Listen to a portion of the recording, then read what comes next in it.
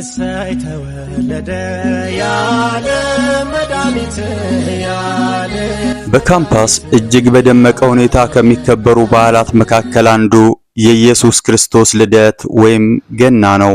ይህ በዓል የጌታን መወለድ ምክንያት ተደርጎ የሚከበር የክርስቲያኖች በዓል ሲሆን ቀኑም ታኅሳስ 29 ነው። በዚህ ቀን ዩኒቨርሲቲው ለተማሪዎች የምግብ ሜኑ በመቀየር የተንበሸበሸ ግብዣ ያደርጋል። እንደ ብርቱካን፣ ብስኩት፣ ለስላሳ መጠጦችና ሌሎችም ቀኑን በዓል የሚያስመስሉ ነገሮች ሁሉ ይዘጋጃሉ። በዚህ ሰሞን የምግብ አዳራሾች ወይም ካፌዎች በግቢ ጉባኤ አባላት ከታች እስከ ላይ ይዋባሉ። በተለያዩ የመጽሐፍ ቅዱስ ኃይለ ቃሎችና ጥቅሶች ይንቆጠቆጣሉ።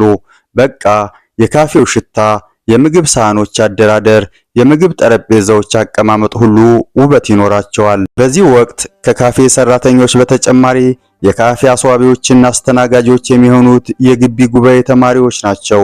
የክርስትና ሃይማኖት ተከታይ ተማሪዎች የኢትዮጵያዊነት መገለጫ የሆኑትን ነጭ አበሻ ቀሚስና የባህል ልብሶች ለብሰው ሲታዩ ልዩ መስህብ ሆነው ያመሻሉ። በካምፓስ እምነቶች ይለያዩ እንጂ በዓላት ሲከበሩ ግን እንደ ሃይማኖቶች ለዚህ ወይም ለዚያኛው ተብሎ አይደለም። ለምሳሌ በልደት በዓል ዩኒቨርሲቲው ዝግጅት የሚያዘጋጀው ለክርስቲያኖች ብቻ ሳይሆን ለሁሉም ሃይማኖት ተከታይ ተማሪዎች ነው። በዕለቱ በአጠቃላይ የሙስሊምም ይሁን የክርስቲያን ካፌዎች ተመሳሳይ የምግብ ዝግጅት ይቀርብላቸዋል።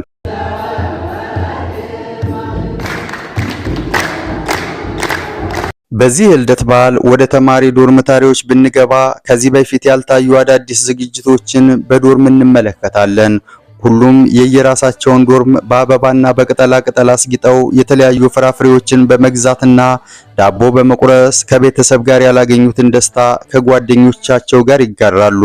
የሌላ ሃይማኖት ተከታዮችም ለጓደኞቻቸው ስጦታ በመያዝ የክርስቲያን ተማሪዎችን እንኳን አደረሳችሁ ማለት የተለመደ ነው። በዚህ ቀን ተማሪዎች በሞባይል የጽሑፍ መልእክት ይላላካሉ። ወንዶች ለሴቶች፣ ፍቅረኛሞች ለፍቅር አጋሮቻቸው የተለያዩ ስጦታዎችን ይለዋወጣሉ። እንዲያውም በባህር ዳር ዩኒቨርሲቲ ፔዳ ዋናው ግቢ በዚህ የገና ወቅት ከተማሪው መዋደድና መከባበር የተነሳ ለጥቂት ሰዓታት ሴቶች የወንዶችን፣ ወንዶችም የሴቶችን ዶርምታሪ እንዲጎበኙ በተማሪዎች ህብረት ይፈቀዳል። በዚህ ትንሽ ሰዓት የሴቶች ዶርምታሪ አካባቢ የሚራወጠው ወንድ ቁጥሩ በሺዎች ይቆጠራል። ሴቶችም በበኩላቸው ሲናፍቁት የነበረውን የወንዶች ዶርምና ገመና የማየት ጉጉት በዚህ ሰዓት ያስወግዱታል፣ በዚህ ሰዓት ይወጡታል። በዚህ ቀን ድብልቅልቅ ባለ ጭፈራ ገና ገናዬ እየተባለ የተቆራረጡ ብርቱካኖችና ሙዞች ለእንግዶች ወይም ወደ ዶርም ለሚመጡ ተማሪዎች ይታደላሉ። የፎቶ ፕሮግራም፣ ኬክ መቀባባትና ሌሎች ትዝታዎችን ይዞ የልደት በዓል ድንቅ የደስታ ቀን ሆኖ እንዲህ ያልፋል በካምፓስ ውስጥ በባህር ዳር ዩኒቨርሲቲ በፔዳ ግቢ። በቀጣይ የአረፋ፣ የጥምቀት፣ የኢዳል ፈጥርና የትንሳኤ በዓላት በግቢ ውስጥ እንዴት እንደሚከበሩ እንድንሰራላችሁ በኮሜንት አሳውቁን። ሌሎች የካምፓስ ገጠመኞችንና የካምፓስ ኑረቶችን የዘጠናዎቹ ትዝታዎችን ወደ እናንተ ማድረስ እንቀጥላለን። ቸር ጊዜ